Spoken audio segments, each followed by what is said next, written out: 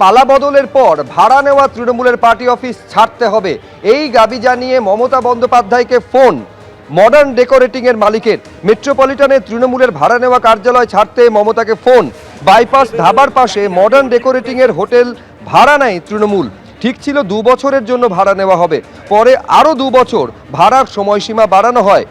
গত 4 বছর ধরে বাইপাস ধাবার পাশে মডার্ন ডেকোরেটিং এর হোটেলটি ভাড়া নেয় তৃণমূল কংগ্রেস। পালা বদলের পর তৃণমূল নেত্রীকে ফোন মডার্ন ডেকোরেটিং এর মালিক মন্টু সাহার। ভোটের ফল বেরোতেই হোটেলে এসে ঢিল ছোড়ে কিছু দুষ্কৃতী। ভাড়া নেওয়া পার্টি অফিসটি ছেড়ে দিতে তৃণমূল নেত্রীকে অনুরোধ করেন মন্টু সাহা। 2 মাসের মধ্যেই কার্যালয় খালি করে দেওয়া হবে, মন্টু সাহাকে আশ্বাস দিয়েছেন মমতা বন্দ্যোপাধ্যায়। 4 তারিখের পর 5 তারিখে ঘুরমাল টুমাল হলো, তখন আমার বাড়িতে করে সাইনবোর্ড টাইনবোর্ডে ট্রিট মেরেছিল, গালাগালি করেছিল। 4-5 দিন আগে দিদিকে বললাম এই ব্যাপার, তো কী করি। দেখো আমি দেখছি। সন্ধ্যেবেলা আমাকে বললো যে ঠিক আছে, তুমি আমরা জুলাইয়ের মধ্যে খালি করে দেবো। আমি তো বলে দিলাম তাহলে আমি সাইনবোর্ডটা খুলে দেবো, এক গোলমাল হচ্ছে, আমার খুব টেনশন হয়ে যাচ্ছে, আমি খাবো কি, আমি একটা এই করছি ওই করছি, খারাপ লাগবে, লোকে কী বলছে। তাই তো আতঙ্ক হয়ে আছি, ঘুম হয় না।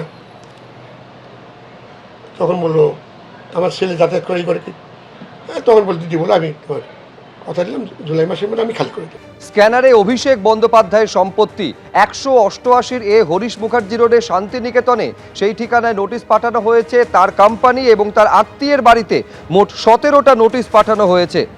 শান্তিনিকেতনে লিপস অ্যান্ড বাউন্সের নামে নোটিশ পাঠানো হয়েছে।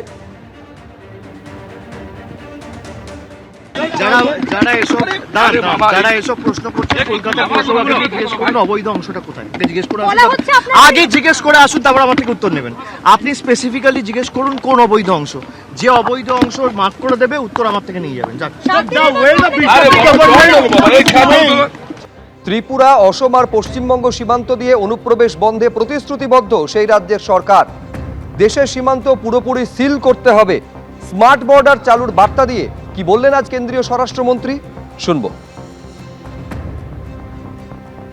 शांति से निश्चिंत मन से आपको कह रहा हूं कि अब त्रिपुरा, आसाम और पश्चिम बंगाल तीनों जगह ऐसी सरकारें हैं जो नीतिगत रूप से मानती है कि देश में घुसपैठ नहीं होनी चाहिए।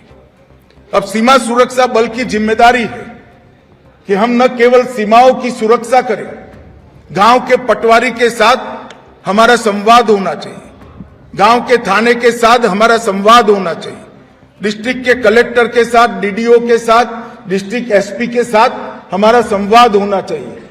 कौन नया घुसपैठिया आया है, क्या रूट है, कहां से तस्करी हो रही है, कहां से गौ तस्करी हो रही है, ये सारे रूटों को चून कर बंद करना, समाप्त करना, ये बीएसएफ की जिम्मेदारी है। एबीपी आनंद एगिए थाके एगिए राखे।